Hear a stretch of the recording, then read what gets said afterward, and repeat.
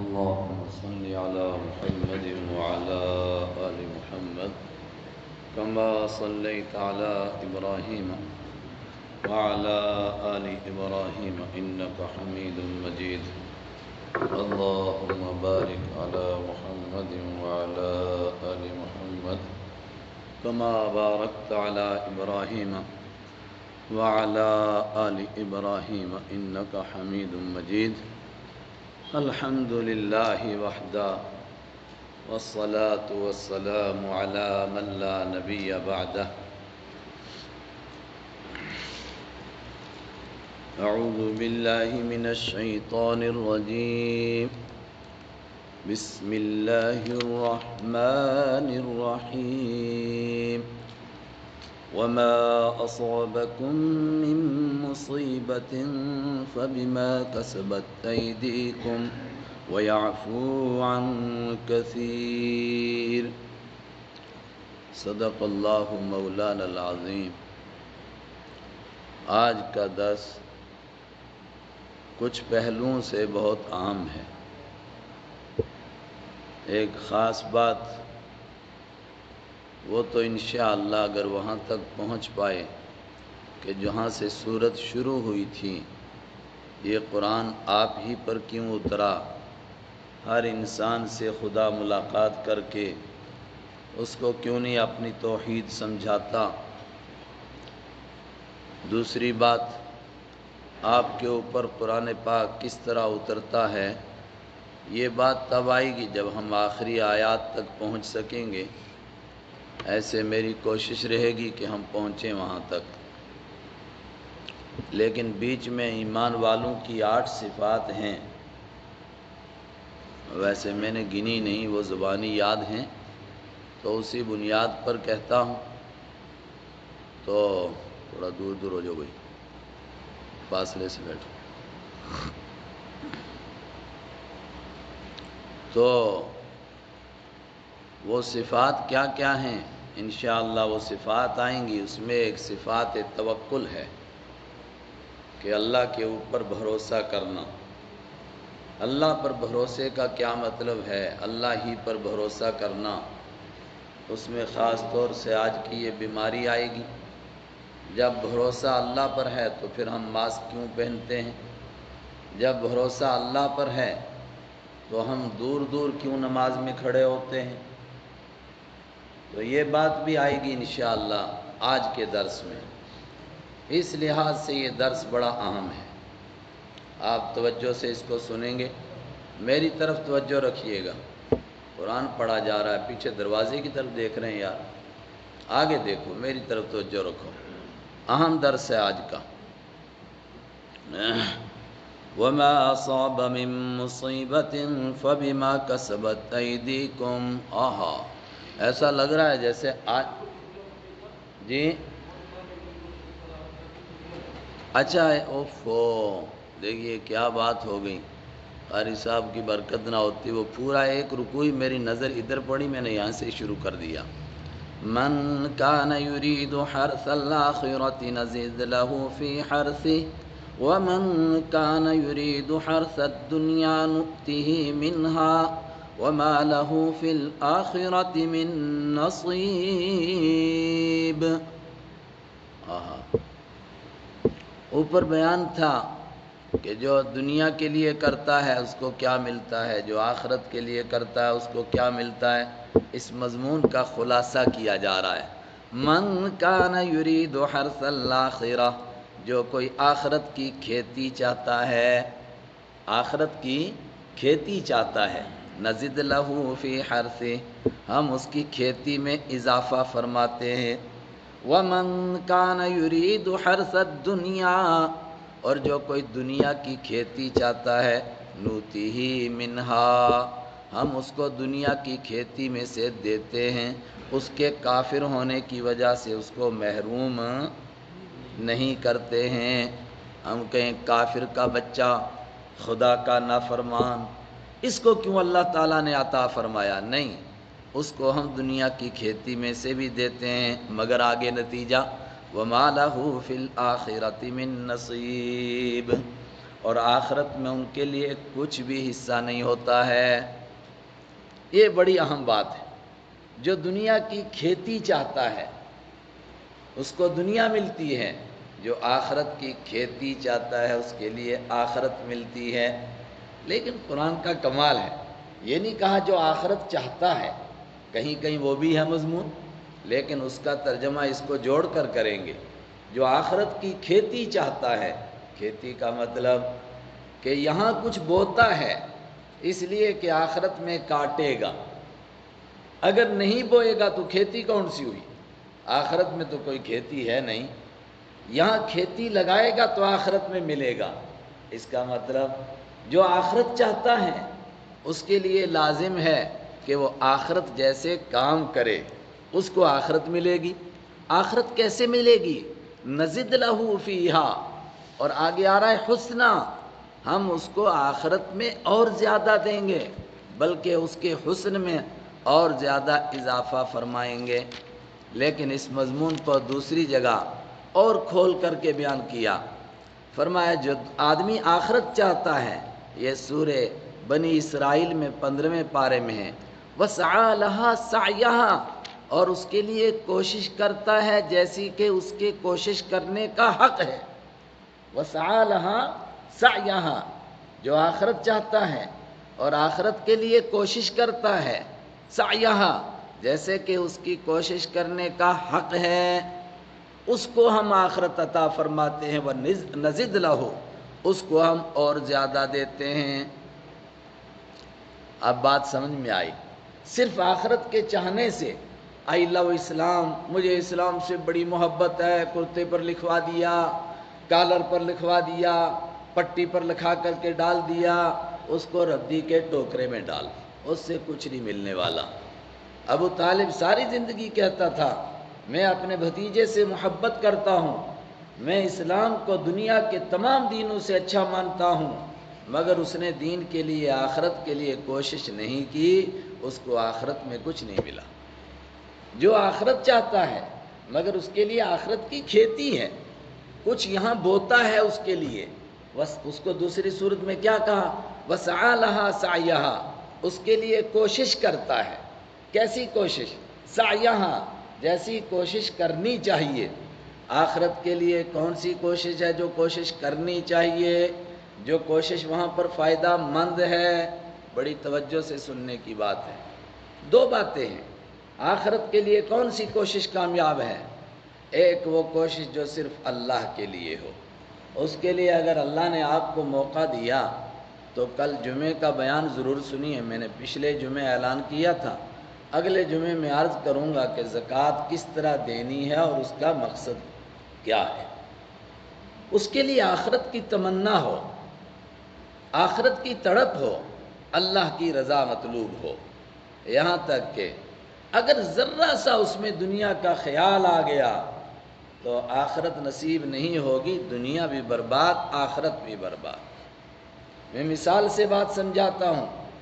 ایک آدمی اللہ کے لیے نماز پڑھا رہا تھا، اللہ کے لیے سب کچھ کر رہا تھا، اچانک حالات بدل گئے، جیسے ابھی آپ نے دیکھا یہاں حالات بدل گئے۔ اب اس نے رکوع تھوڑا سا لمبا کر لیا کہ پیچھے ظالم قسم کمیٹی کا صدر آ رہا ہے، اگر اس کی رکعت چھوٹ گئی بدبخت مجھے امامت سے ہی نکال دے گا۔ بڑے ایسے کمینے ہیں مسجدوں کے متولی۔ اب ہر جگہ تو مدینہ مسجد نہیں ہے نا کہ وہی امام ہے، وہی صدر ہے، وہی متولی ہے، سب کچھ وہی ہے۔ نہیں، ایسے لوگ بھی ہیں جنہوں نے مسجد اسی لیے بنائی تاکہ وہ اپنی کھڑپینچیاں ظاہر کریں، اور کچھ تو ایسے بدبخت ہیں جنہوں نے مسجدیں بنائیں لوگوں کے چندے سے، مگر مقصد ہے کہ ہم کھڑپینچی، ان سے بھی بڑے بدبخت جنہوں نے مسجدیں بنائیں زیارت کے پیسے سے، چندہ بھی نہیں کیا، مگر اس کے اوپر اپنا ڈھونگ رچاتے ہیں، دھوس جماتے ہیں لوگوں پر، داوڑا جماتے ہیں۔ اب ایسے ظالم صدر سے امام ڈر گیا اور امام نے رکوع کی 2-4 تسبیحیں لمبی کی تاکہ وہ صدر صاحب بھی نماز میں شامل ہو جائیں۔ نماز ہوئی؟ نماز بھی نہیں ہوئی، بلکہ اگر دل سے ایسا کیا امام نے، امام صاحب کا نکاح بھی ٹوٹ گیا، ایمان سے چلے گئے، دوبارہ ایمان قبول کریں، دوبارہ نکاح پڑھے، یہ نماز دوسرے کے لیے ہو گئی۔ رات کی اندھیری میں ایک آدمی تہجد پڑھ رہا تھا، اچانک دیکھا باہر کوئی گھوم رہا ہے، اس کو لگا کوئی مرید باصفا آ گیا ہے۔ اب اس کو خیال ہوا کاش کہ میرے اس مرید کو پتہ چلے کہ پیر صاحب کتنے نیک ہیں، تو انہوں نے ذرا سا سجدہ لمبا کر دیا اور سبحان ربی الاعلیٰ ذرا زور سے پڑھ دیا تاکہ مرید صاحب کو پتہ چل جائے یہ نماز نہیں ہوئی، امام صاحب ایمان سے چلے گئے۔ تو میں نے یہ خلاصہ کیا، پہلی بات ہے کہ اگر آخرت کے لیے ہے صرف اللہ کے لیے ہو، دنیا کا کوئی خیال نہیں، بھاڑ میں جائے دنیا۔ آج لوگ یہی کہتے ہیں لوگ کیا کہیں گے، بھاڑ میں جائیں، ہم کو کیا ضرورت ہے، لوگ کیا کہیں گے، جو آتا ہے آنے دو، جو جاتا ہے جانے دو، ہمیں اس سے کیا غرض ہے۔ دوسری بات، آخرت کے لیے کرے مگر شرط ہے، اس کو اچھی طرح سمجھیں، حضرت رسول اکرم صلی اللہ علیہ وسلم کے طریقے کے مطابق کرے، ایک ایک چیز آقا مدنی کے طریقے کے مطابق۔ اگر حضور کے طریقے سے ہٹ گیا، چاہے ساری زندگی سجدے میں گزارے گا، اللہ کے ہاں یہ عمل قبول نہیں ہوگا۔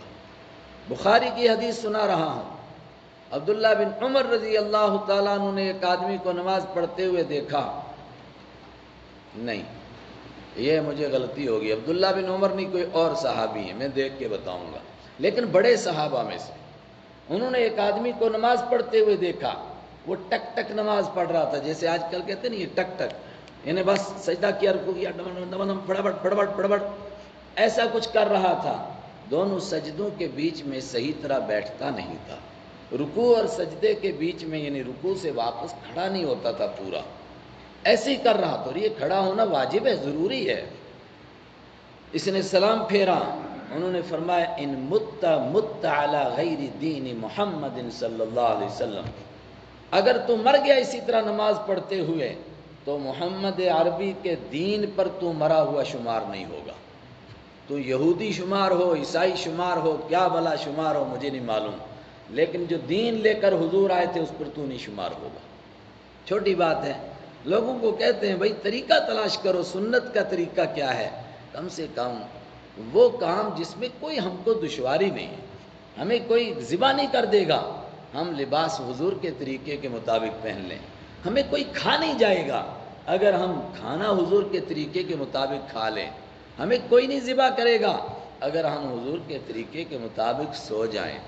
میں کہنا چاہتا ہوں کچھ چیزوں کے لیے لوگ بہانہ کرتے ہیں، مفتی صاحب آپ کو پتہ نہیں حالات کہاں پہنچے ہیں، ایک بڑے گھر کا آدمی اور بڑا آدمی یعنی جس کے نام پر ہلچل مچتی ہے، میرا جاننے والا، میں نے دیکھا ہاتھ میں کڑا، میں نے کہا یہ کیا ہو گیا یار، کہتے ہیں نام کے مسلمان رہے، کہتے ہیں ظاہر کا مسلمان ہے، تو ظاہر کا بھی نہیں رہا، کڑا تو غیر ایمان والوں کی نشانی ہے، اور حضور نے فرمایا جو غیر ایمان والوں کی کوئی نشانی اپنائے گا وہ کل قیامت کے دن انہی کے ساتھ اٹھے گا قیامت کے دن، تو نے کڑا لگا لیا، پیچھے کیا بچا، یہ تو ان کی مذہبی نشانی ہے، کڑا، کچھا، کرپان، کیس، گنگا، پانچ ان کے دین کے بنیادی رکن ہیں، ان ارکان میں سے ایک رکن کو تو نے اپنا لیا، کڑے کو، پیچھے کیا بچ گیا۔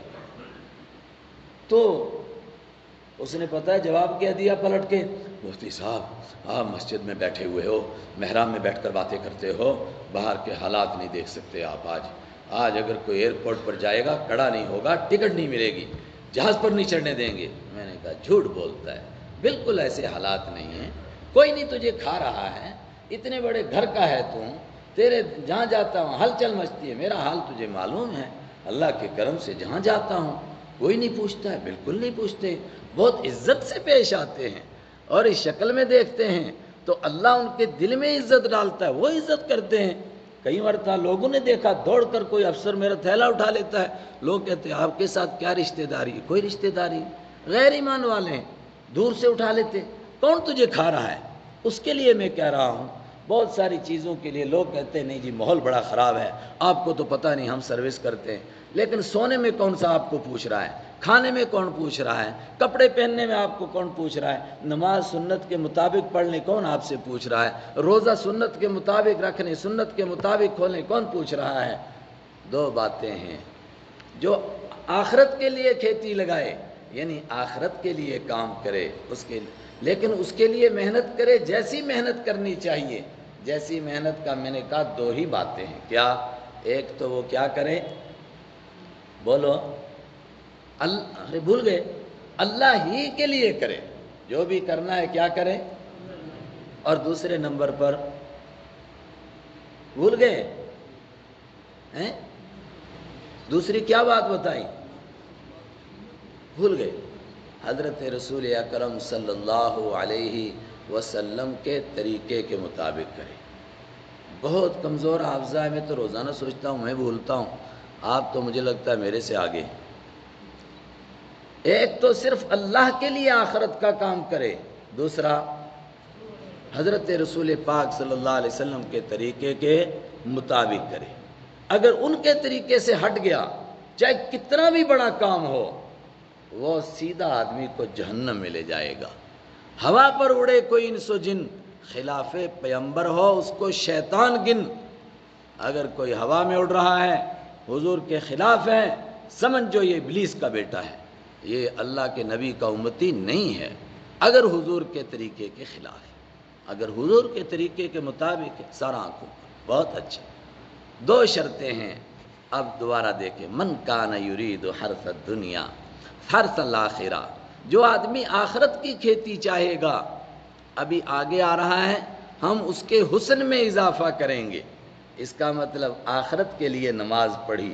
اس نماز میں ہماری نماز تو ہم کو معلوم ہے کیسی نماز ہے ٹوٹی پھوٹی لیکن ہم نے کوشش کی اللہ کے لیے پڑھیں. ہم نے کوشش کی حضور کی سنت کے مطابق پڑھیں. اب بیچ میں گھر کا خیال آیا بچوں کا خیال آیا ادھر گیا دھیان ادھر گیا. کوشش کرتے رہے پکڑ پکڑ کے ذہن کو ادھر لاتے رہے مگر آیا نہیں بدبخت. سلام پھیر دیا. بڑی آدمی کو شرمندگی ہوتی ہے کیا نماز پڑھی میں نے کچھ بھی نہیں پڑھا. نہیں اللہ اپنے کرم سے اس میں خوبصورتی پیدا کرے گا چونکہ حضور کے طریقے کے مطابق ہو گئی اللہ کی رضا کے لیے ہو گئی. اللہ اس میں خوبصورتی پیدا کرے گا. اور ایک حدیث میں ہے اللہ اس کو پالتا ہے اس کے نیک عمل کو یہاں تک کہ جس طرح تم پیڑ کو پالتے ہو پھر وہ پیڑ جوان ہوتا ہے تو آپ نے تو اتنا سا پودا لگایا وہ جوان درخت بنے گا. قیامت کے دن ہم اس کی کھیتی میں اضافہ کریں گے. اضافہ کرنے کا مطلب ایک عمل لے کر آئے گا لاکھوں گنا زیادہ اس کو ثواب ملے گا. 10 کا وعدہ تو اللہ نے کیا پھر ایک مقام پر فرمایا 700 پھر فرمایا جتنا ہم چاہیں گے اتنا بڑھائیں گے. لیکن حقیقی بات یہ ہے کہ اتنا بڑا ثواب ملے گا جو آدمی کے تصور میں آ ہی نہیں سکتا ہے. ہم نے 60 سال نمازیں پڑھی وہاں کھرب سال تک جنت ملے گی. کوئی ہے مقابلہ اس کا؟ اللہ اکبر. دوسری بات وَمَنْ كَانَ يُرِيدُ حَرْثَ الدُّنْيَا. جو آدمی دنیا چاہتا ہے اور دنیا کے چکر میں ہی رہتا ہے کوئی مقصد اس کا آخرت کا نہیں ہے. دنیا آدمی کیسا چاہتا ہے اس دور میں ہم اچھی طرح اس کو سمجھ سکتے ہیں. ڈگری حاصل کرتا ہے دنیا کے لیے محنت کرتا ہے دنیا کے لیے ذہن کو استعمال کرتا ہے دنیا کے لیے آخرت کا اس کا کوئی خیال نہیں. یہاں تک کہ نمازیں بھی پڑھتا ہے تو کس لیے تاکہ روزی میں بولو نا یار سو کیوں جاتے ہیں برکت ہو جائے. تو نماز بھی کس لیے پڑھ رہا ہے؟ دنیا کے لیے. ایک افسر تھے پولیس والے اللہ تعالیٰ ان کو دین کی سمجھ عطا فرمائے. ایک مرتبہ مجھے ڈانٹ رہے تھے تو مجھے کہہ رہے تھے کہ کس طرح نماز پڑھنی چاہیے. کیسے ہیں کچھ بد دماغ مولوی ہیں نماز پڑھتے ہیں تو بس پڑھتے ہی رہتے ہیں. صبح پڑھتے ہیں پھر دوپہر کو پڑھتے ہیں پھر عصر کو پڑھتے ہیں پھر سورج ڈوبتا ہے پھر پڑھتے ہیں پھر سونے کے ٹائم پھر پڑھتے ہیں بس دیر تک رہے پاگل ہیں. تو میں نے کہا سر آپ کا کیا منشور ہے؟ کہتا ہے میں بھی پڑھتا ہوں نماز. نماز ہوتی ہے صبح 2 کا ٹینشن فری پورے دن. اب یہ نماز ہو رہی ہے ٹینشن فری کرنے کے لیے. اب بیچارے کو اتنا ہی معلوم تھا مجھے ہنسی نکل گئی. اس کے ماتحت افسروں کو بھی لگا کہ ان سے کچھ غلطی ہوئی ہے تو بیچاروں نے آگے کچھ مجھے کہا نہیں. یہ 2 رکعت پڑھ رہا ہے کس کے لیے پڑھ رہا ہے؟ دنیا کے لیے. بیچارہ آخرت کے لیے نہیں پڑھ رہا ہے. جو دنیا کے لیے کرتا ہے اس کو دنیا ملتی ہے. اس کا مطلب کیا نکلا کہ کوئی کافر ہے یہودی ہے عیسائی ہے بدبخت کمینہ ظالم ہے اس کے باوجود اگر وہ دنیا کے لیے محنت کرتا ہے اس کو دنیا ملے گی. دنیا اس وجہ سے نہیں روکی جائے گی کہ یہ نافرمان بدبخت کمینہ اس کو ہم دنیا کیوں دیں. آیا۔ اللہ کے حبیب نے فرمایا دنیا ہے ہی کمینی، تو ان کو نہیں ملے گی اور کس کو ملے گی؟ فرمایا لو کان عند اللہ، ترمذی کی روایت ہے، اگر اللہ کے نزدیک پوری دنیا کی قیمت مچھر کے پر کے برابر بھی ہوتی، خدا کسی نافرمان کو ایک گھونٹ پانی نہ دیتا، مگر دنیا کی کوئی قیمت ہے ہی نہیں اللہ کے نزدیک، اس لیے جو دنیا چاہتا ہے اس کو دنیا ملتی ہے۔ مگر یہاں بھی ایک بات سمجھ لیں، اب جو دنیا چاہتا ہے اس کو ملتی ہے، اس کا مطلب سارے بادشاہ بننا چاہتے ہیں سارے بادشاہ بن جائیں گے، کوئی وزیر بننا ہی نہیں چاہتا تو وزیر اس کا چاچا بنے گا، سارے ہی کہتے ہیں ہم بادشاہ بن جائیں، نہیں۔ یہ بھی سورہ بنی اسرائیل میں اس مسئلے کو حل فرمایا دنیا جو چاہتا ہے اس کو ہم دنیا دیں گے، مگر دو شرطیں، لمن نرید ما نشاء، دو لفظوں میں مسئلہ حل، لمن نرید ما نشاء، ایک تو یہ ہے کہ سب کو نہیں ملے گی جس کو ہم چاہیں گے، مطلب سب بادشاہ بننا چاہتے ہیں، نہیں، اللہ چاہے گا میرے بندوں کے لیے مناسب کون ہے اس کو بادشاہ بنائے گا۔ سب وزیر بننا چاہتے ہیں، کوئی چوکیدار نہیں بننا چاہتا، اللہ جس کو مناسب سمجھے گا اس کو وزیر بنائے گا، جس کو مناسب سمجھے گا اس کو سنتری بنائے گا، جس کو سمجھے گا اس کو منتری بنائے گا۔ لمن نرید، جس کے لیے ہم چاہیں گے اس کے لیے ہم دیں گے۔ دنیا کا نظام چلانا ہے، سارے بادشاہ بن گئے، مزدوری کون کرے گا؟ سارے بادشاہ بن گئے، دنیا کا کام کیسے چلے گا؟ تو ایک شرط یہ ہے کہ جس کو اللہ چاہے گا اس کو دے گا، بھول نہیں جانا۔ دوسری شرط ما نشاء، جتنی ہم چاہتے ہیں دنیا اتنی ملے گی۔ اب ہر ایک کہتا ہے جی میں قارون بننا چاہتا ہوں، او بھائی ایک کو بنا دیا قارون، اب سارے نہیں بنیں گے۔ ما نشاء، جتنا ہم چاہیں گے اتنی دنیا ملے گی۔ ایسا نہیں کہ جتنا کوئی چاہتا رہے، اس نے اچانک خیال کیا جی 10 کھرب روپے دے دو، 10 کھرب مل گئے، وہ کہتا ہے نہیں اور دے دو 10 کھرب اور 10 کھرب، نہیں۔ ما نشاء، جتنا ہم چاہیں گے، لمن نرید، جس کے لیے ہم چاہیں گے، دو شرطیں۔ تو جو دنیا چاہے گا اس کو دنیا ملے گی، جو آخرت چاہے گا اس کو آخرت ملے گی، لیکن جو دنیا چاہے گا اس کے لیے کیا ہوگا؟ وَمَا لَهُ فِي الْآخِرَةِ مِن نَصِیب، اس کے لیے آخرت میں کوئی حصہ نہیں ہوگا۔ اب ایک بات ہم پھر دوبارہ سمجھیں، وہ کیا؟ کم سے کم جو عبادات ہم کرتے ہیں اس میں دنیا کا کوئی خیال کبھی مت لاؤ۔ نماز پڑھنے سے روزی میں برکت ہوگی، مگر کبھی روزی کی برکت کے لیے نماز نہ پڑھو، آخرت کے لیے۔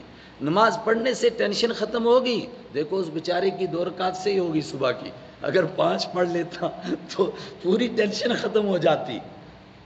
تو نماز پڑھنے سے ٹینشن بھی ختم، لیکن نماز ہم نے آخرت کے لیے پڑھنی ہے، زکوٰۃ آخرت کے لیے دینی ہے، روزہ آخرت کے لیے رکھنا ہے، حج آخرت کے لیے کرنا ہے، البتہ دنیا کے فائدے بھی ضائع نہیں ہوں گے۔ جو اللہ کا نافرمان ہے، جب اللہ اس کو دنیا دیتا ہے تو فرما بردار کو بھوکا مارے گا کیا؟ فرما بردار کو بھی ملے گی۔ مگر دنیا کی چیزوں کو حاصل کرنے کے لیے دین کے کام نہیں ہیں، دین کے کام آخرت کے لیے ہیں۔ اس میں ایک اور بات آتی ہے، وہ کیا؟ چلو فرض نمازیں الگ ہو گئیں، لیکن دنیا کا کوئی کام پھنس گیا کسی کو، اس کے لیے 2 رکعت پڑھ کر کے اللہ سے دعا کر سکتا ہے؟ جی ہاں کر سکتا ہے۔ اس کے لیے نماز اللہ کے لیے پڑھے گا، البتہ بعد میں دعا کر سکتا ہے، اس کے لیے کر سکتا ہے، کوئی بات نہیں۔ ام لہم شرکاء شرعوا لہم من الدین، اللہ نے فرمایا یہ اللہ کی شان ہے، دنیا چاہو دنیا ملے، آخرت چاہو آخرت ملے۔ دنیا میں نافرمانوں کو بھی دنیا دیتا ہے، فرما برداروں کی بات ہی نہیں ہے۔ یہ بتاؤ اللہ کے سوا جن جن کو تم پوجتے ہو 360 خانہ کعبہ میں ہیں، ان میں سے کوئی ایسا کام کر سکتا ہے جو کام یہ اللہ کر رہا ہے؟ کیا ان میں سے کوئی ایسا ہے جس نے ان کے لیے کوئی دین مقرر کیا ہے کہ یہ دین ہے بھئی اس کے اوپر تم چلنا؟ اور حقیقی بات ہے دنیا میں جس جس کی پوجا کی جاتی ہے اس نے اللہ کے دین کے سوا کوئی دین لوگوں کے لیے مقرر نہیں کیا۔ ام لہم شرکاء، کیا ان کے پاس ایسے شریک ہیں، شرعوا، جنہوں نے قانون مقرر کیا ہے، لہم ان کے لیے، من الدین، دین کا۔ آسان ترجمہ، جنہوں نے ان کے لیے کوئی دین مقرر کیا ہے، ایسا دین ما لم یأذن بہ اللہ، جس دین کا اللہ نے ان کو اجازت نہیں دی۔ ہے کوئی ایسا شریک؟ کوئی نہیں۔ جن کو لوگ پوجتے تھے انہوں نے لوگوں کو اللہ کا دین بتایا۔ ابراہیم علیہ السلام کا میں نے کہا کہ فوٹو خانہ کعبہ میں تھا، ابراہیم علیہ السلام نے کوئی دوسرا دین تو نہیں بتایا۔ اسماعیل علیہ السلام کا فوٹو تھا، انہوں نے تو اللہ کا دین بتایا۔ مریم علیہ السلام کا فوٹو تھا، انہوں نے تو اللہ کا دین بتایا۔ عیسائی عیسیٰ علیہ السلام کو پوجتے ہیں، انہوں نے اللہ کا دین بتایا۔ یہودی عزیر علیہ السلام کو پوجتے ہیں، انہوں نے اللہ کا دین بتایا۔ جتنے بزرگوں کو لوگ یاد کرتے ہیں انہوں نے اللہ کا دین بتایا، مگر لوگ وقت گزرتا چلا گیا تو اس کے بعد دین کو چھوڑ گئے، خالی ان کی پوجا شروع کر دی۔ ولولا کلمۃ الفصل، اور اگر ایک دو ٹوک بات پہلے سے طے نہ ہو گئی ہوتی، اگر ایک فیصلہ کن بات نہ ہوتی، کون سی بات؟ کہ دنیا میں فیصلہ نہیں ہوگا، فیصلہ مرنے کے بعد ہوگا، قیامت کے دن ہوگا، اگر یہ بات طے نہ ہوتی لقضی بینہم، تو ان کے بیچ میں دنیا میں فیصلہ کر دیا جاتا۔ جتنے نافرمان تھے سب کو اللہ ملیا میٹ کر دیتا، لوگوں کو پتہ چل جاتا کون فرما بردار ہے کون نافرمان ہے۔ وَإِنَّ الظَّالِمِينَ لَهُمْ عَذَابٌ أَلِيمٌ۔ چلو دنیا میں فیصلہ نہیں کیا تو نہیں کیا، تو کیا ظالم بچ گئے؟ نہیں، بے شک ظالم لہم عذاب، ان کے لیے عذاب ہے، علیم، ایسا عذاب ہے جو دردناک ہے۔ یہ بھی رک کر سمجھ لیتے ہیں، علیم کے معنی درد دینے والا نہیں، علیم کے معنی درد ہونے والا، مطلب ایسا عذاب ہے جس عذاب کو بھی عذاب ہو رہا ہوگا، اور جس عذاب کو بھی عذاب ہو رہا ہو وہ عذاب کیسا ہے۔ حدیث میں ہے جہنم نے اللہ سے شکایت کی کہ میرے اندر اتنی گرمی ہے کہ میرا اپنا جسم مجھے کھا رہا ہے۔ اللہ نے اس کو دو سانس لینے کی اجازت دی، ایک ٹھنڈا سانس ایک گرم سانس لے لے۔ اس قدر گرمی اس کی کہ اس کو خود اس سے تکلیف ہو رہی ہے، ان کے لیے وہ عذاب ہے جس عذاب کو بھی عذاب ہو رہا ہوگا۔ اللہ اکبر۔ تر الظالمین، جب وہ عذاب کا وقت آئے گا کیا منظر ہوگا؟ اے قرآن پڑھنے والے، ترا تو دیکھے گا الظالمین، ظالموں کو، مشفقین، ڈر رہے ہوں گے۔ کس سے ڈر رہے ہوں گے؟ مما کسبوا، ان کمائیوں کی وجہ سے جو انہوں نے کی تھیں۔ یہاں مختصر ہے، سورہ کہف میں تفصیل ہے۔ کہنا تھا جہنم سے ڈر رہے ہیں، کہا جہنم سے نہیں، کس سے ڈر رہے ہیں؟ جو کمائیاں کی ان کمائیوں سے ڈر رہے۔ کسی نے یوں ترجمہ کر لیا کہ ان کمائیوں کے نتیجے سے ڈر رہے ہوں گے۔ نتیجہ کیا ہے اس کا؟ جہنم۔ تو گویا کس سے ڈر رہے ہیں؟ بولو، جہنم سے۔ لیکن زیادہ مناسب ہے سورہ کہف کو جوڑ کر ترجمہ کرو، اپنی کمائی سے ڈر رہے ہوں گے۔ کیا کمائی ہے؟ ان کو کہا جائے گا اقرا کتابک، یہ لے اپنا ریکارڈ پڑھ اس کو، اور ریکارڈ اڑا اور اچانک ان کے دائیں ہاتھ میں پڑا۔ ہائے اللہ بچائے۔ جب دائیں ہاتھ میں پڑا تو دیکھے گا وہ کتاب کو ہاتھ لگانے سے ڈر رہے ہیں، کھولنے سے ڈر رہے ہوں گے، کھولیں گے نہیں، کانپ رہے ہیں۔ کیوں؟ اس لیے کہ آدمی کو سب کچھ یاد آ جائے گا اس نے کیا کیا تھا، اس کو معلوم ہے میں نے کیا کیا ہے، میرا ریکارڈ کیا ہے، کھولنے سے ڈرتا ہے۔ اللہ سے کہے گا جہنم کے بیچ میں ڈال دے مگر لوگوں کے سامنے یہ ریکارڈ نہ آئے۔ آئے ہائے، فرمایا کھولنا پڑے گا، کھول، اور وہ کھولے گا۔ اب وہ جو سوچ رہا تھا نا کہ جو میں نے بڑے بڑے جرائم کیے تھے وہ اس میں موجود ہوں گے، ہائے وہ تو ہیں ہی، اس میں وہ جرائم ہیں جن کے لیے اس نے کبھی سوچا بھی نہیں تھا کہ یہ بھی ریکارڈ ہوں گے۔ کبھی مسجد میں گند کر دیا، گھر میں کنگا شریف نہیں کیا، مسجد میں آ کے کنگا کر رہے ہیں، سارے بال مسجد میں ڈال رہے ہیں۔ مسجد صفائی کرنی چاہیے، اس میں گند ڈالنا چاہیے، مسجد کی چیزیں گندی کر رہے ہیں، یہ بھی گناہوں میں شامل ہے۔ یہ میں نے اس لیے پیش کیا کہ اللہ کے حبیب کے سامنے آپ نے دیکھا ایک آدمی نے مسجد کی دیوار پر تھوکا ہوا، آپ نے اس پر ڈانٹا اور اپنے مبارک ہاتھوں سے وہ تھوک صاف کیا۔ اس پر آپ نے فرمایا اس پر بھی تمہاری پکڑ ہوگی، یہ چھوٹے گناہ۔ اب اس نے جو ریکارڈ کھولا، کہتا ہے مالی ھذا الکتاب لا یغادر صغیرہ، ہائے بدقسمتی، اس کتاب میں تو یہ چھوٹی چھوٹی چیزیں بھی موجود ہیں۔ مما کسبوا، اس کمائی سے ڈر رہا ہوگا۔ ہائے ہائے، ڈرے گا تو کیا بچ جائے گا؟ وَهُوَ وَاقِعٌ بِهِمْ، حالانکہ وہ اس عذاب میں گر کر رہے گا، حالانکہ وہ اس مصیبت میں پڑ کر رہے گا۔ والذین آمنوا، اس کے مقابلے میں وہ لوگ جو ایمان لائے، وعملوا الصالحات، جنہوں نے نیک کام کیے، فی روضات الجنات، وہ باغوں کی کیاریوں میں ہوں گے۔ باغ، اور باغ میں بھی جو مزیدار کیاریاں اس میں ہوں گے، وہاں کیا ملے گا؟ لہم ما یشاؤون، ان کے لیے وہ سب ہے وہاں، ما یشاؤون، جو وہ چاہیں گے، عند ربہم، اپنے رب کے پاس، ذالک هو الفضل الکبیر، یہ اللہ کا بہت بڑا کرم ہے، اس سے بڑھ کر کوئی کرم نہیں ہو سکتا ہے۔ اے میرے نیک بندو، یہ ہے وہ چیز جس کی اللہ تمہیں خوشخبری دیتا ہے۔ یہاں رک کر ایک بات سمجھیں، پیچھے بھی ایک دن میں نے عرض کی تھی، لیکن اجمال سے، تفصیل سے عرض کر دیتا ہوں۔ کیا ایسے یہ بات پھیل گئی مسلمانوں میں کہ حضرت شیخ جنید بغدادی نے فرمایا، حضرت رابعہ بصریہ نے فرمایا، اگر آپ لوگوں نے اردو پڑھی ہوگی تو اس میں وہ غبار خاطر پڑھی ہوگی۔ غبار خاطر میں ابوالکلام آزاد نے ایک جگہ اس پر بحث کی ہے۔ وہ کیا کہ اصل میں آدمی کو صرف اللہ کی محبت میں عبادت کرنی ہے، نہ جنت کی اس کو کوئی تمنا کرنی ہے، نہ جہنم سے بچنے کا اس کو خیال کرنا ہے۔ بات دل کو لگتی ہے مگر محض جذباتی ہے۔ آدمی انسان ہے، انسان کا مطلب اس کے اندر بشری تقاضے ہیں۔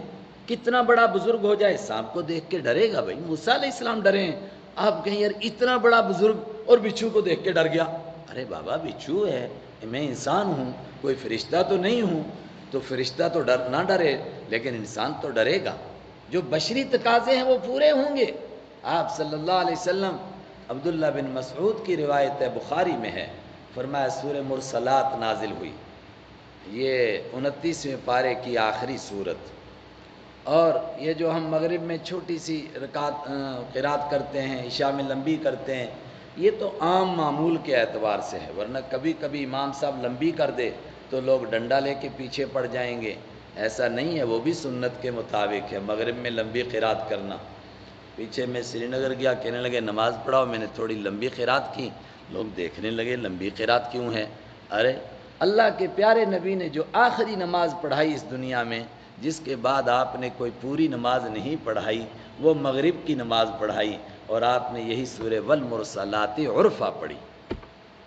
حضرت اسماء نے دیکھا ایک آدمی نے مغرب کی نماز پڑھائی اور اس میں یہی صورت پڑھی تو وہ رونے لگ گئیں۔ بعد میں ان کو بلایا، ان کے رشتہ دار تھے، انہوں نے کہا بیٹے تو نے پرانے زخم تازہ کر دیے۔ کہا میں نے کون کیا غلطی کی؟ کہا تو نے وہ صورت نہیں پڑھی، مجھے حضور کی آخری نماز یاد آ گئی، آپ نے بھی مسجد نبوی میں آخری نماز میں یہی سورہ مرسلات پڑھی تھی۔ سورہ مرسلات نازل ہوئی، حضور بھی اور صحابہ بھی غار میں بیٹھے ہوئے ہیں، آپ سورہ مرسلات سنا رہے تھے، صحابہ سن رہے تھے۔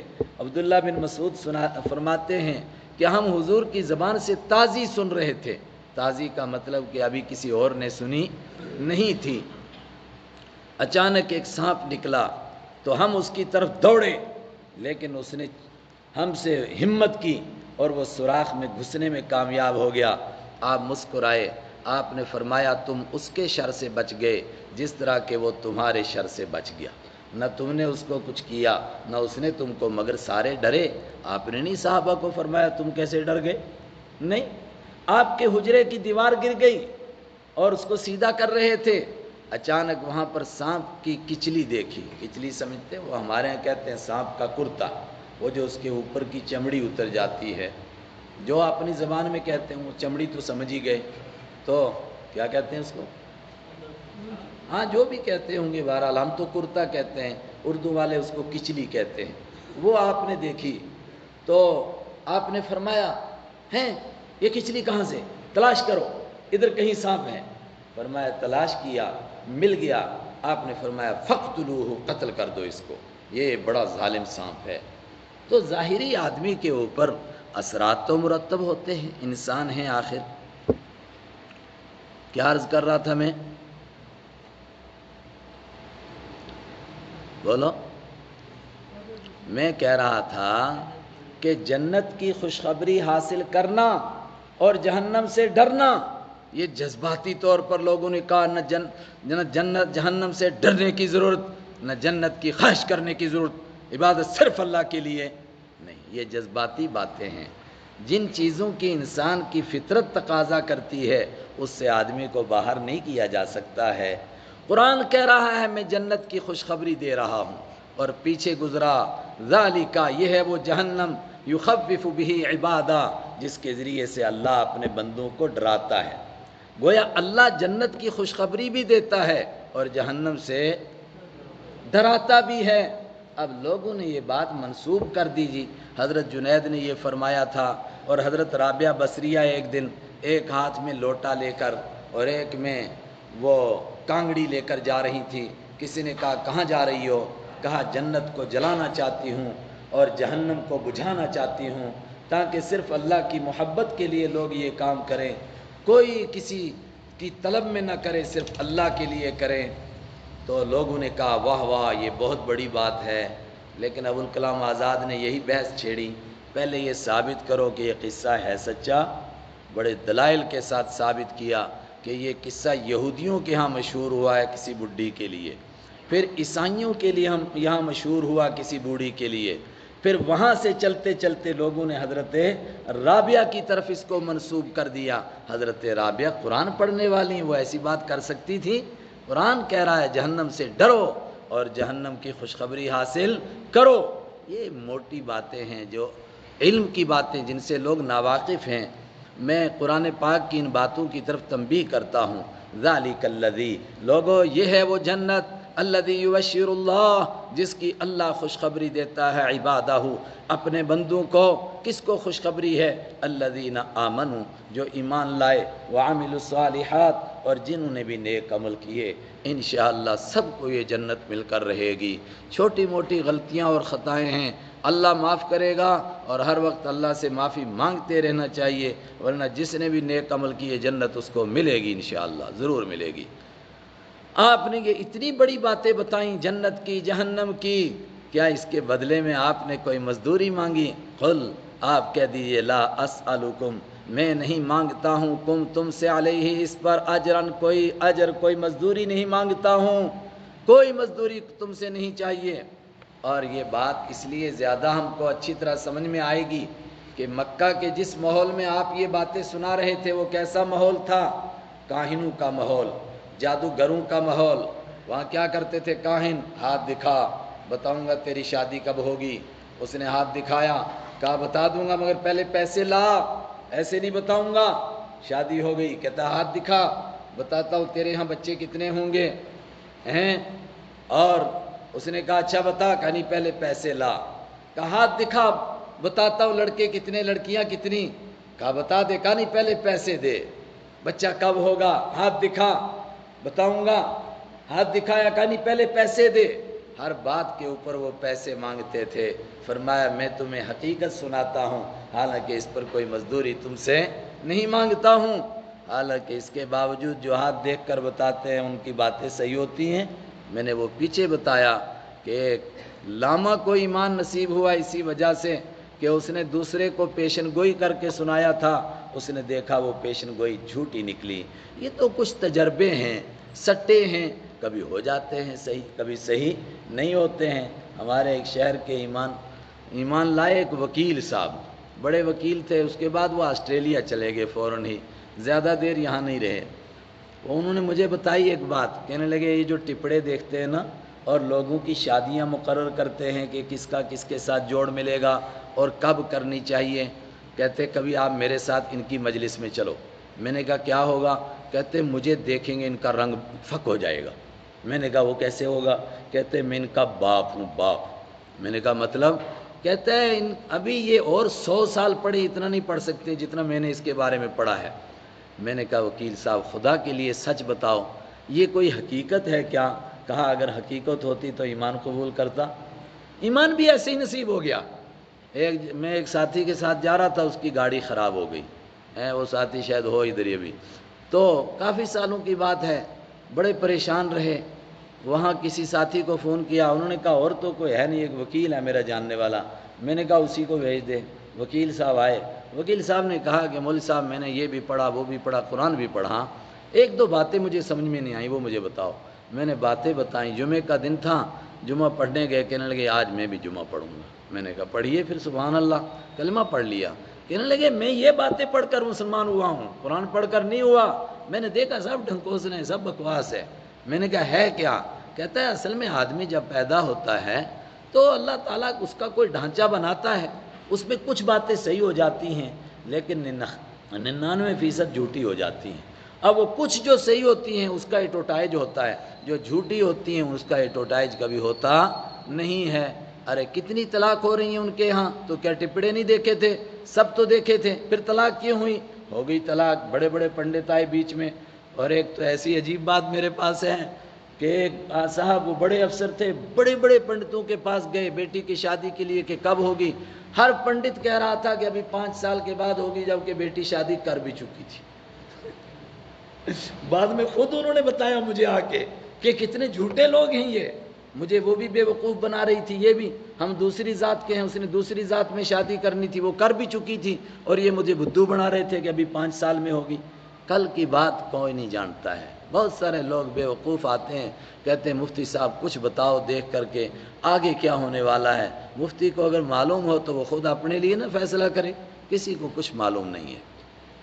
اس ماحول میں آپ یہ باتیں بتا رہے تھے، لیکن کہہ رہے تھے تم سے کوئی اجر اس کے اوپر نہیں مانگتا ہوں، ہاں الا المودۃ فی القربى، مگر رشتہ داری میں محبت مانگتا ہوں۔ مطلب میں مزدوری نہیں مانگتا، مگر میں تمہارا رشتہ دار ہوں، کسی کا بھانجا، کسی کا بھتیجا، کسی کا چاچا، کسی کا کوئی رشتہ دار ہوں۔ مکہ میں رشتہ داری کا اتنا بڑا خیال ہوتا تھا، کہہ رہے تھے اپنے بھائی کو کی مدد کرو، چاہے وہ ظالم ہو چاہے مظلوم ہو، او مکہ والو میری رشتہ داری کا تو خیال رکھو۔ ومن یقترف حسنا، اور جو بھی کوئی نیکی کمائے گا، نزد لہ فیہا حسنا، ہم اس میں اضافہ کریں گے خوبصورتی کا۔ یہ میں نے وہیں بتا دیا پیچھے، خوبصورتی کا اضافہ کا مطلب ہم نے تو نماز پڑھی جیسی بھی پڑھی، البتہ 2 کام ہم نے کیے، اللہ ہی کے لیے پڑھی، سنت کے مطابق پڑھنے کی کوشش کی، خیال کہاں کہاں گیا بس اللہ ہی بچائے۔ جو دنیا میں کوئی بات یاد نہیں آتی وہ نماز میں یاد آتی ہے، آئے کیوں نہ۔ حضور نے بتایا تم اذان دیتے ہو شیطان بھاگ جاتا ہے، جیسی اذان ختم ہوتی ہے ایک دم واپس آتا ہے، سیکنڈوں میں واپس آتا ہے، پھر تکبیر ہونے لگتی ہے شیطان بھاگ جاتا ہے، اتنا دور بھاگتا ہے جہاں تک آواز نہ جائے، جیسی تکبیر ختم ہوتی ہے واپس آتا ہے۔ اذان سن کر بھاگتا کیوں ہے؟ فرمایا اس لیے کائنات میں کوئی شخص نہیں، نہ کوئی جن نہ کوئی انسان، جو اذان کی آواز سنے گا وہ قیامت کے دن گواہی دے گا کہ اس نے اللہ کی توحید کی صدا بلند کی تھی۔ ہمارے استاد حضرت سید انور شاہ کشمیری فرماتے تھے قرآن حدیث پر غور کرنے سے معلوم ہوا 2 چیزیں ہیں جن پر ہر حال میں ثواب ملتا ہے، چاہے اخلاص سے ہوں یا بغیر اخلاص کے بھی۔ میں نے پوچھا کون؟ فرمایا ایک درود شریف، اٹھتے بیٹھتے چلتے پھرتے درود شریف پڑھتے رہو، دوسرے اذان، مگر اذان کے لیے شرط ہے بے اجرت ہو۔ اجرت والی پر بھی ثواب ملے گا کہ نہیں ملے گا؟ وہ مؤذن جس نے سب کام چھوڑ دیے اور اپنے آپ کو مسجد کے لیے وقف کر دیا، اس کو انشاءاللہ اس کے باوجود بھی ثواب ملے گا۔ لیکن وہ مؤذن جو کبھی اذان دینے کے لیے آیا، آواز بڑی اچھی تھی، آپ نے کہا اذان دے دو، اس نے کہا 100 روپیہ لاؤ، اب 100 روپیہ ملے گا، اذان کا ثواب کچھ نہیں ملے گا۔ یہ 2 کام ہیں جس پر ثواب ملتا ہے، اذان پر اور درود شریف پر۔ تو چونکہ ہر ایک کو گواہی دینی پڑے گی قیامت کے دن، شیطان ڈرتا ہے کہ کہیں مجھ کو گواہی نہ دینی پڑے، اس لیے وہ اذان کی آواز سنتا ہے تو بھاگتا ہے۔ اب آگے سنو حدیث، اور بخاری کی حدیث ہے۔ میں حدیث کا حوالہ کیوں دیتا ہوں؟ اصل میں ایک عجیب چلن ہو گیا ہے، لوگ کہتے ہیں حدیث میں ہے، وہ یار ہوا میں ٹھوک رہا، بتانا ہے کہاں ہے حدیث؟ میں نے جو یہاں سنائی انشاءاللہ آپ جب چاہو میرا گریبان پکڑ کے پوچھو کہاں ہے، ساتھ میں کتاب رکھی ہوئی ہے، بخاری میں ہے۔ بخاری کی یہ حدیث ہے، آپ نے فرمایا اب تکبیر ہو گئی، امام صاحب نے کہا اللہ اکبر، اب مقتدی کو آ کر شیطان کہتا ہے قرات تو امام کر رہا ہے، تجھے کیا چٹی پڑی ہے، تو دکان کا سودے کا حساب کیوں نہیں کرتا ہے؟ اذکر قضا و قضا، اس کو کہتا ہے یہ یاد کر، یہ یاد کر، یہ یاد کر، ایسی ایسی باتیں یاد آتی ہیں جو کہیں نہیں یاد آتی ہیں۔ اللہ معاف کرے شاعروں کو پوچھنا، ان کو ایک مصرع بنا دوسرا نہیں بنتا تھا، کہیں نہیں بنے گا تو نماز میں بن جائے گا، کیونکہ شیطان چاہے گا کہ دھیان نماز کی طرف نہ ہو بلکہ شاعری کی طرف ہو۔ اب ایسی نماز ہماری ہوئی، کیا قبول ہوگی اللہ کے ہاں؟ لیکن انسان نے کوشش پوری کی کہ نماز اچھی پڑھوں، اللہ کے لیے پڑھوں، مگر پڑھ نہیں سکا۔ نہیں پڑھ سکا روتا ہے۔ ایک آدمی نے مجھے فون کیا کہ میں نے فجر کی نماز پڑھی مگر ایسے ہی خیال آتے رہے، میں نے دوبارہ پڑھی۔ میں نے سارے ساتھیوں کو کہا دوبارہ جماعت کرتے ہیں، چونکہ میں نے امامت کی تھی۔ دوبارہ پڑھی، کہتا میں نے کہا نہیں ہوئی نماز۔ پھر دوسرے نے پڑھائی، میری پھر بھی نہیں ہوئی۔ میں نے پھر پڑھی، پتہ نہیں 11 مرتبہ پڑھی۔ میں نے کہا بہت غلط کیا، دوبارہ پڑھنے کی ضرورت نہیں تھی، بس جیسی پڑھی گئی۔ نماز کے سلام کے بعد فوراً کیا پڑھنا ہے؟ 3 مرتبہ استغفر اللہ، استغفر اللہ، استغفر اللہ۔ یہ بخشش کس کی مانگ رہے ہیں؟ نماز پڑھی ہے نہ کوئی گناہ کیا ہے؟ یہ گناہ کیا ہے، نماز نہیں پڑھی، مذاق اڑایا، لیکن کہو اے خدا ایسی پڑھ سکتا تھا، اس سے بہتر میرے سے پڑھی نہیں جاتی ہے۔ اب فرشتوں کے ہاں یہ نماز پیش ہوگی، وہ کہیں گے جی یہ ہیں تیرے بندے، یہ نماز پڑھتے ہیں، نزد لہو فیہا حسنا، ہم اس میں حسن کا اضافہ کریں گے۔ یہ تو لولی لنگڑی نماز پڑھی، ہم خوبصورتی اس میں خود پیدا کریں گے۔ اب جو فرشتے بھی دیکھیں گے وہ کہیں گے کیا زبردست نماز ہے، ایسا کیوں ہے؟ ان اللہ غفور شکور، بے شک اللہ تعالیٰ بہت بخشنے والا ہے، شکور، بڑا شکریہ ادا کرتا ہے۔ شکریہ، ارے شکریہ تو چھوٹا آدمی ادا کرتا ہے، کوئی آدمی اس پر احسان کرے، اللہ شکریہ کرتا ہے، اس کا مطلب قدر کرتا ہے۔ کوئی بھی آدمی چل یار تیرے سے ٹوٹی پھوٹی نماز پڑھی گئی، اس سے بہتر تو نہیں پڑھ سکتا تھا، جیسی پڑھ سکتا تھا پڑھی تو نے، تو کوئی بات نہیں، میں اس نماز کی قدر کرتا ہوں، بہت اچھا کیا، ایسا ہی پڑھ سکتا تھا، اپنی کمزوری کا تو نے اظہار کیا۔ ایک آدمی مسجد نبوی میں آئے، نماز پڑھی، اور پہلے وضو بھی وہ ٹکا ٹک وضو کیا، اس کے بعد رکوع سجدہ بھی ٹکا ٹک، اور خاص طور سے جو رکوع کے بعد اٹھنا تھا وہ بھی، اور دونوں سجدوں کے بیچ میں بیٹھے نہیں پوری طرح۔ آپ نے فرمایا صلی فإنک لم تصلی، دوبارہ نماز پڑھو، تو نے نماز نہیں پڑھی۔ انہوں نے پھر پڑھی، آپ نے سلام پھیرا، اس نے، آپ نے فرمایا نماز پڑھو، تم نے نماز نہیں پڑھی۔ تیسری مرتبہ پڑھی، آپ نے فرمایا پھر پڑھو، نماز نہیں پڑھی۔ اس نے عرض کیا میرے ماں باپ آپ پر قربان جائیں، اس سے بہتر میں نہیں پڑھ سکتا ہوں، مجھے ایسی پڑھنی آتی ہے۔ پھر آپ نے فرمایا جب نماز کا ارادہ کرو اچھی طرح وضو کرو، اور اس کے بعد نماز پڑھو، اچھی طرح پہلے قیام کرو، اچھی طرح رکوع کرو، رکوع کے بعد کھڑے ہو اور اچھی طرح کہو ربنا لک الحمد حمدا کثیرا مبارکا طیبا فیہ۔ یہ دعا اس میں پوری نہیں ہے لیکن دوسری روایت میں ہے، اس لیے میں نے سنائی۔ آپ کہیں جناب یہ دعا کہاں ہے اس حدیث؟ اس میں نہیں ہے یہ۔ فرمایا اچھی طرح پھر قومہ کرو اور پھر سجدہ کرو، اچھی طرح سجدہ کرو، پھر دونوں سجدوں کے بیچ میں بیٹھو، اچھی طرح بیٹھو، اور دوسری روایت میں دعا کرو رب اغفر لی وارحمنی وعافنی واہدنی وارزقنی، یہ دعا بھی کرو۔ بعض کتابوں میں ہے کہ یہ جو رکوع سے اٹھنے کی دعا ہے یہ نفل میں کر سکتے ہیں، فرضوں میں نہیں۔ مجھے نہیں لگتا یہ بات مناسب ہے، کیوں؟ اس لیے کہ جس حدیث میں اس دعا کا تذکرہ ہے وہ فرض نماز کی نماز ہے، تو وہاں فرضوں میں تذکرہ آیا ہے، تو ہم کیسے کہہ سکتے ہیں نفلوں میں کرے فرضوں میں نہ کرے؟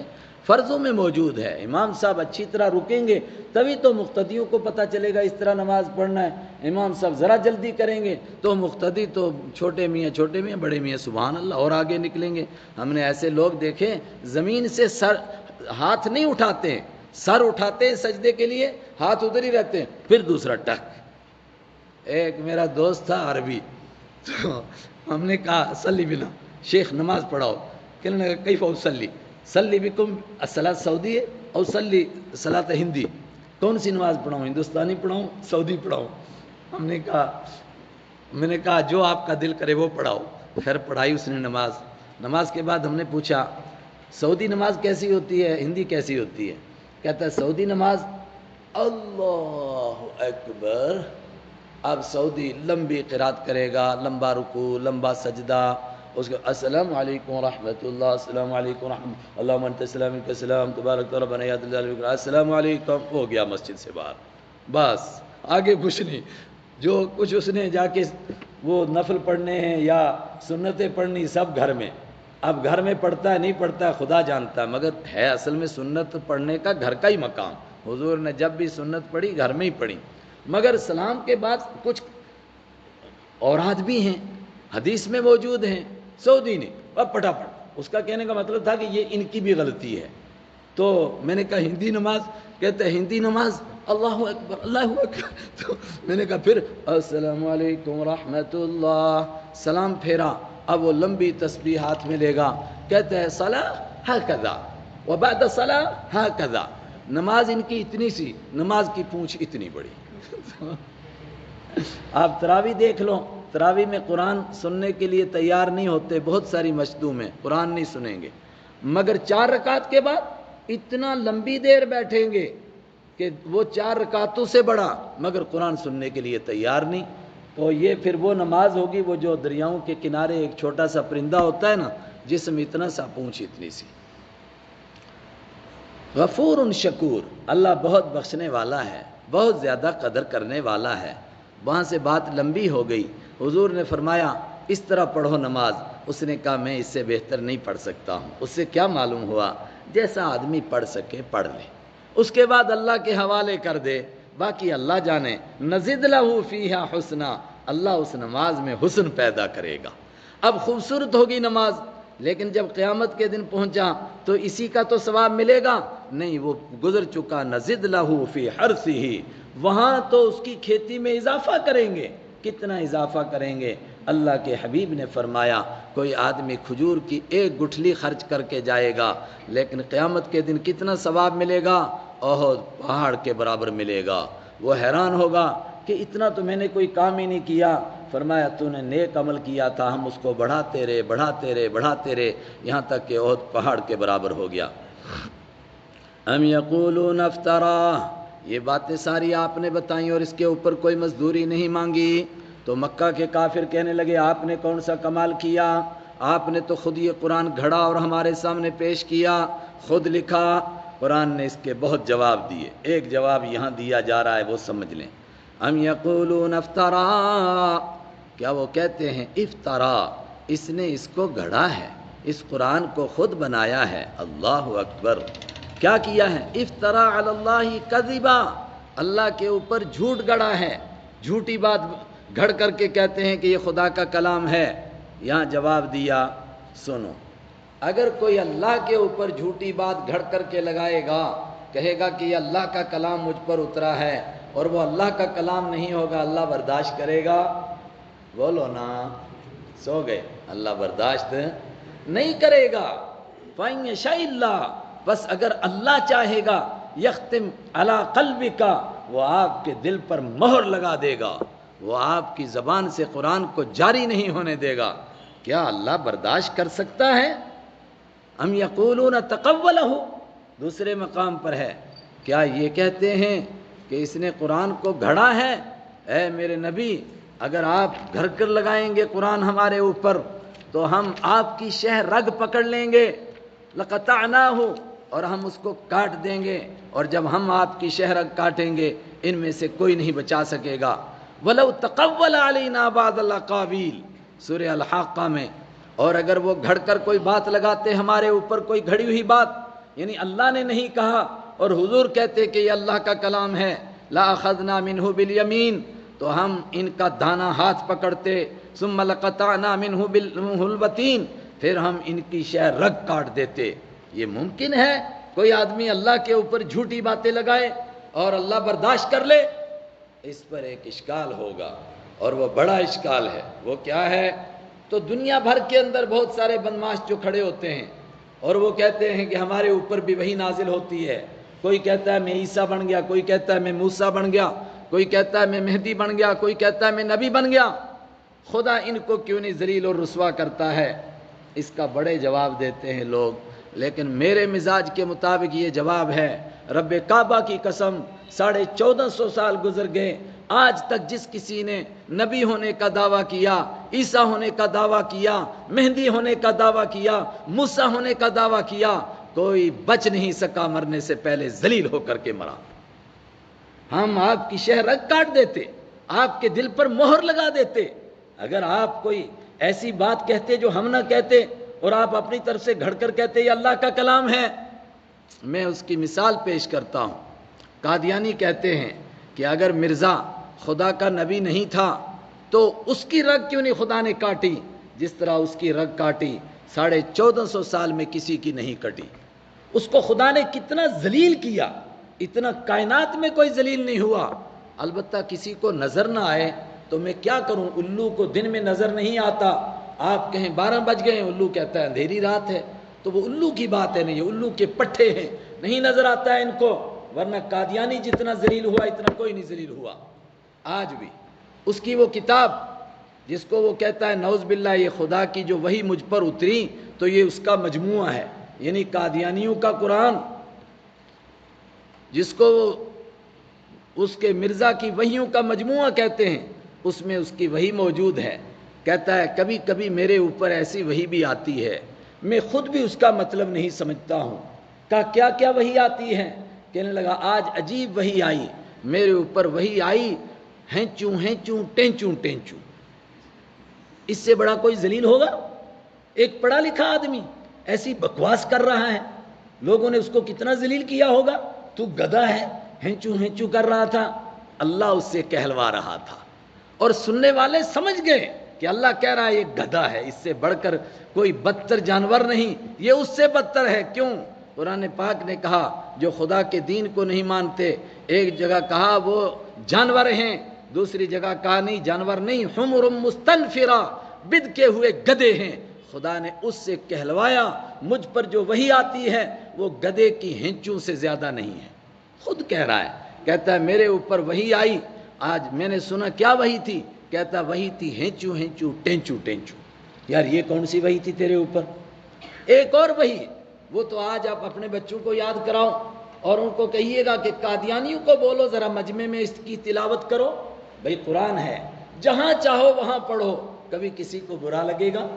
بولو نا، ارے کیا برا لگے گا، ہم کو پڑھنا نہیں آتا ہے۔ سید عطا اللہ شاہ بخاری تقریر سے پہلے آدھا گھنٹہ صرف تلاوت کرتے تھے، چاندنی چوک میں تلاوت فرما رہے تھے، کسی بنیا کی برات جا رہی تھی رات میں، بنیا ہاتھ جوڑ کے کھڑا ہو گیا، اس نے کہا شاہ جی آپ جو پڑھ رہے ہو بند کرو، جب تک آپ پڑھ رہے ہو برات آگے نہیں بڑھے گی، اور ہمارا نکاح رات ہی میں ہو سکتا ہے، صبح کو نہیں ہو سکتا ہے، پھر میرے بیٹے کا کیا بنے گا، یہ تو ساری رات کھڑے رہیں گے ادھر ہی۔ قرآن جہاں پڑھا جائے وہ کھینچتا ہے انسان کے دلوں کو۔ کہتا ہے اس کے اوپر کیا وحی نازل ہوئی؟ کہتا ہے عجیب بات ہے، میں نبی تو اردو والوں کا ہوں، پنجابی والوں کا ہوں، مگر آج میرے اوپر انگریزی میں وحی نازل ہوئی۔ انگریزی نہیں آتی تھی اس کو، ایسے 2-4 لفظ جیسے مجھے یاد ہیں اس کو بھی یاد ہوں گے بیچارے کو، تو کہتا ہے آج میرے اوپر وحی نازل ہوئی آئی لو یو۔ یہ وحی ہے؟ کسی لڑکے کو کہو قادیانی کو بولیں ذرا بازار میں جاؤ اور پڑھتے جو آئی لو یو، جو دیکھے گی وہی جوتا اتار کے اس کی اچھی خبر لے گی۔ یہ خدا اس کو ذلیل نہیں کر رہا ہے تو اور کیا کر رہا ہے؟ ان یشاء یختم قلبک، اگر اللہ چاہے ایسے لوگوں کے دلوں پر مہر لگا دے۔ اور سب سے آخری بات، مرزا اگر ہوتا خدا کا نبی ٹٹی میں گر کے نہ مرتا کبھی، اس کے بیٹے نے لکھا میرا باپ پاخانے میں گر کے مرا۔ دیکھو کیا بات ہے، باپ بیٹا ہمیشہ باپ کی خوبیاں بیان کرتا ہے، کمزوریاں چھپاتا ہے، لیکن اللہ لکھواتا ہے۔ بیٹے نے لکھا، اس نے کیا لکھا؟ بشیر الدین نے کہا جھوٹ بولتے ہیں لوگ کہ ہمارے ابا کو ہیضے کی بیماری ہوئی تھی، بالکل نہیں ہوئی تھی، جھوٹ کہتے ہیں لوگ کہ ٹٹی میں گر کے مرے تھے، نہیں مرے تھے، ہوا یہ تھا کہ حضرت علیہ السلام کو، وہ کہتا ہے علیہ السلام، ان کو بہت زیادہ الٹیاں لگی تھیں اور پیچس بہت لگ رہے تھے، بند ہی نہیں ہو رہے تھے، یہاں تک کہ بیت الخلاء تک جانا مشکل ہو گیا۔ چارپائی کے پاس ان کے لیے قدمچے بنایا گیا، یعنی وہ 2 اینٹیں رکھی گئی تاکہ یہیں بیٹھ کر گندگی نکالے، قدمچے بنایا گیا، اور آخری وقت میں وہیں بیٹھے تھے کہ گر گئے اور روح پرواز فرما گئی۔ تو کہاں گر کے مرا بھائی؟ ٹٹی میں گر کے مرا کہ نہیں مرا؟ اور جس کو الٹیاں آ رہی تھیں اور بار بار پیچس لگ رہے تھے اسی کو کیا کہتے ہیں؟ اور ہیضے کی بیماری اسی کو تو کہتے ہیں۔ کیا اس کے سر پہ کوئی چاند ہوتا ہے؟ کوئی سرخاب کے پر لگے ہوتے ہیں ہیضے کی بیماری کو؟ بھئی یہی تو بیماری ہوتی ہے، اسی بیماری کو، یہی ہیضے کی بیماری ہے، اور اصل میں اس کو یہ آنی تھی۔ کیوں؟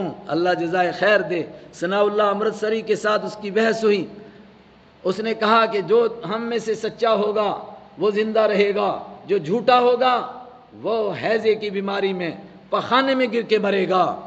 مولانا ثناء اللہ امرتسری پوری امت کی طرف سے اللہ ان کو جزائے خیر دے، انہوں نے کہا رب کعبہ کی قسم اگر تقدیر میں لکھا ہوا تھا میرے لیے کہ میں تیرے سے پہلے مروں گا، اب نہیں مروں گا، اس لیے کہ خدا نے تجھ کو جھوٹا کرنا ہے۔ جب تجھے جھوٹا کرنا، اب خدا نہیں مجھے مارے گا، اب تیری زندگی بھی مجھے دے گا، میں زندہ رہوں گا۔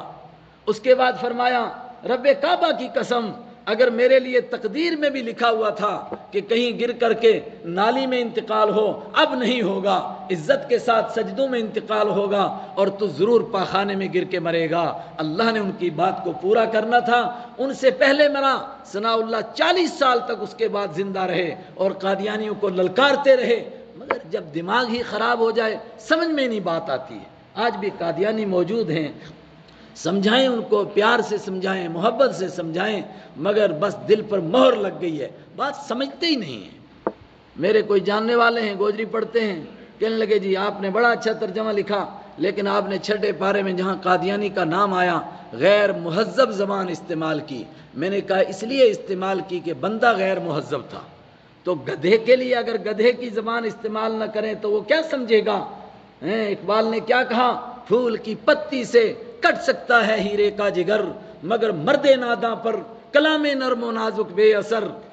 اگر کوئی کہے کہ پھول کی پتی سے میں نے ہیرے کو کاٹ دیا، یہ ممکن ہے، لیکن کوئی کہے کہ میں نے بے وقوف کو میٹھی باتوں سے سمجھایا، وہ نہیں سمجھے گا۔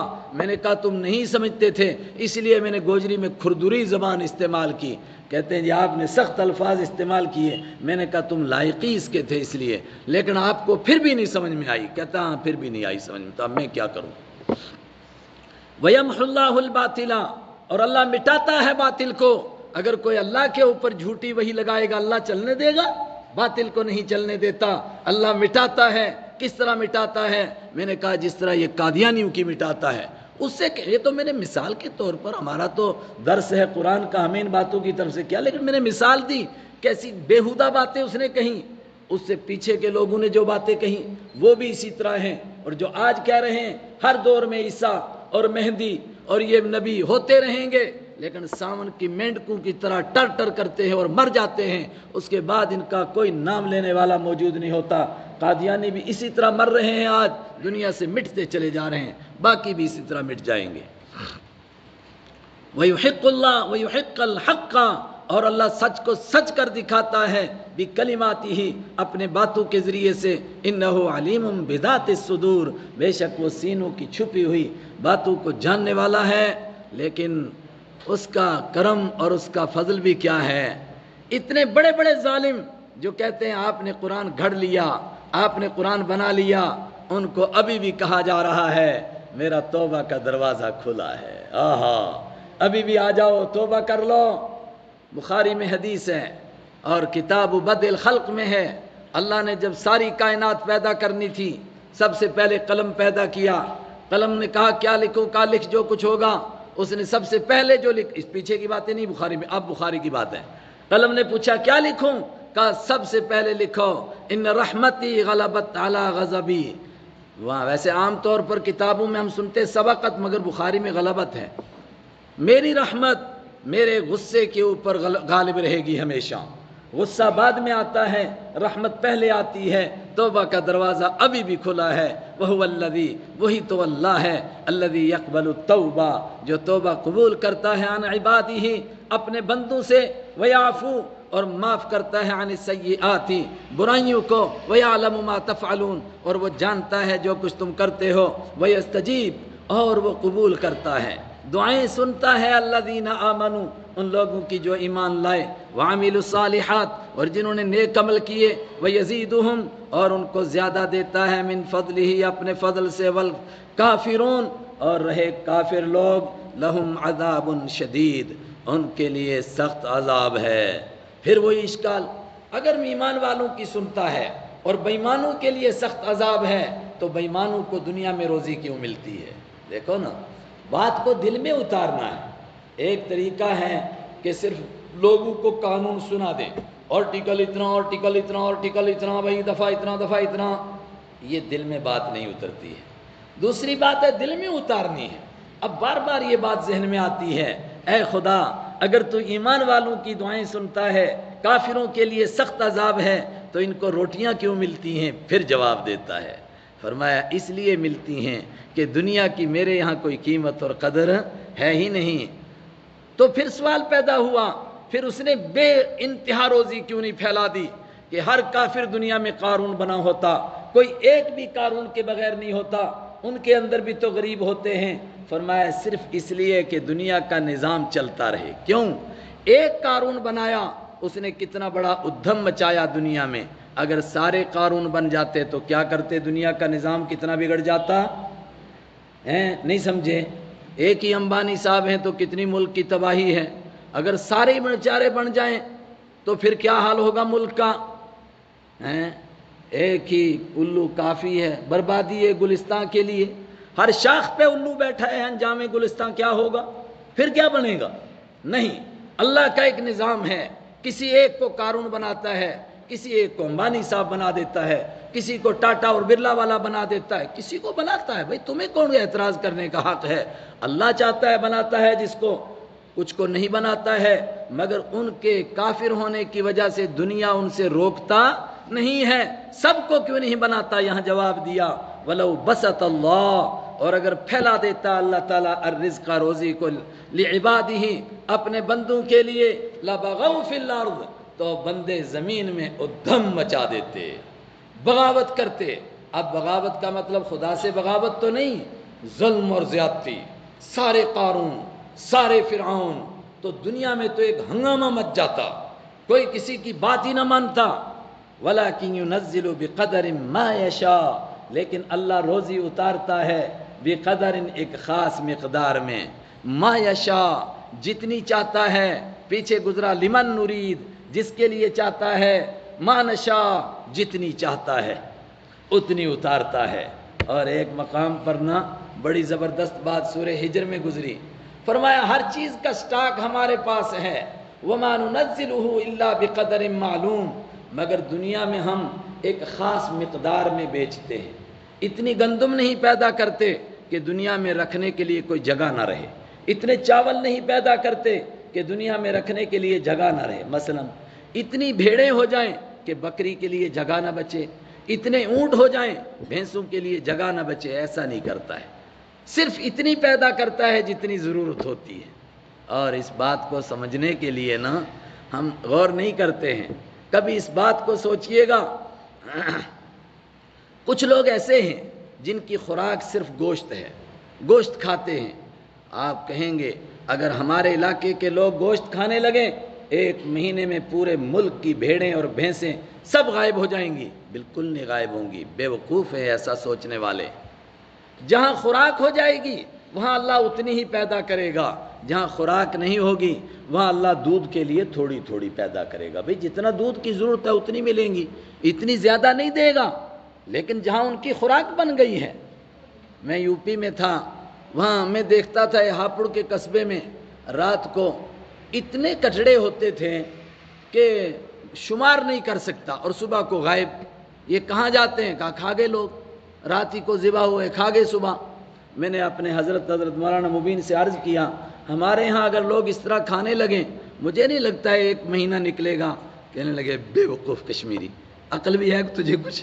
میں نے کہا اس میں کیا بے وقوفی ہے؟ کہا قرآن نہیں ابھی تو نے پڑھا۔ ارے قرآن پڑھو، یہ ان کی خوراک ہے، ان کی مہیا کی جائے گی، تمہاری خوراک نہیں ہے، تمہاری جتنی خوراک ہے اتنی تم کو ملے گی، ایسا ہو ہی نہیں سکتا ہے۔ بخاری میں حدیث ہے، حضرت ابراہیم علیہ السلام اپنے بیٹے اسماعیل سے ملنے کے لیے آئے، بیوی سے پوچھا کیسا گزارا چل رہا ہے؟ کہا بہت اچھا۔ کہا تمہارا کھانا کیا ہے؟ کہا صرف گوشت، شکار کر کے لاتے وہی کھاتے، یہاں غلہ تو پیدا نہیں ہوتا۔ کہا پینا کیا ہے؟ کہا زمزم کا پانی۔ کہا اللہ دونوں میں برکت عطا فرمائے۔ حضور نے فرمایا چونکہ وہاں گندم اور چاول نہیں کھاتے تھے اس لیے ان دو کے لیے برکت کی دعا فرمائی۔ قیامت تک کتنی برکت ہوگی؟ بعض بے وقوف چلاتے رہتے ہیں کہ 40 لاکھ حاجی ہیں، 40 لاکھ بکریاں ذبح ہوں گی، دنیا سے بکریوں کے بیج ہی ختم ہو جائے گا۔ ارے الو، جتنی ذبح ہوں گی اتنی زیادہ پیدا ہوں گی۔ اللہ سخت ہے الو، مگر کیوں کہا کہ یہ کام ہی ایسا کر رہا ہے نا، کیسی بے وقوفی کی بات کر رہا ہے۔ جتنا گھاس کاٹو اتنا زیادہ پیدا ہوگا پیچھے سے، جتنی کھائیں گے اتنی زیادہ آئیں گی۔ اللہ تعالیٰ اتنی اتارتا ہے جتنی لوگوں کی ضرورت ہے، ضرورت سے زیادہ اتارتا نہیں ہے، جہاں جتنی ضرورت ہے اتنی اتارتا رہتا ہے۔ پھر اس آیت کو سمجھیں، وَلَوْ بَسَطَ اللَّهُ، اور اگر اللہ تعالیٰ پھیلا دیتا رزقہ روزی لِعِبَادِهِ اپنے بندوں کے لیے، لَبَغَوْا فِي الْأَرْضِ، بندے بغاوت کرتے زمین میں، وَلَكِنْ يُنَزِّلُ، لیکن اللہ اتارتا ہے، بِقَدَرٍ مَا يَشَاءُ، ایک خاص مقدار میں جتنی وہ چاہتا ہے، اِنَّهُ بِعِبَادِهِ خَبِيرٌ بَصِيرٌ، وہ اپنے بندوں کی پوری خبر رکھتا ہے، اور خبر نہیں رکھتا ہے، بصیر دیکھ رہا ہے، مطلب جس کو جتنی ضرورت ہے اس کو اتنا دیتا ہے، کون پیسے کو پچا سکے گا اس کو اتنا دیتا ہے، اور کسی کو زیادہ پیسے دے اور دیکھ کر ہی ہارٹ اٹیک ہو جائے بیچارے کو، اتنے پیسے، تو وہ جانتا ہے نا بندوں کو، اس لیے جس کا جتنا ظرف ہے اتنا اس کو دیتا ہے، اس سے زیادہ نہیں دیتا ہے۔ اللہ اکبر۔ وَهُوَ الَّذِي يُنَزِّلُ الْغَيْثَ، اور سنو وہ کیا اس کی شان ہے، روزی کا کیا انتظام کرتا ہے۔ وَهُوَ الَّذِي، وہی تو ہے جو يُنَزِّلُ الْغَيْثَ، بارش برساتا ہے، مِن بَعْدِ مَا قَنَطُوا، اس کے بعد کہ لوگ مایوس ہو چکے تھے، وَيَنشُرُ رَحْمَتَهُ، اور پھر اپنی رحمت کو پھیلاتا ہے، روزی بھی پھیلاتا ہے۔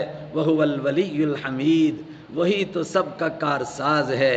ولی کا لفظ آ گیا، میں نے کہا تھا حاجت روا، مشکل کشا، مددگار، الحمید، وہی تو تعریفوں والا ہے۔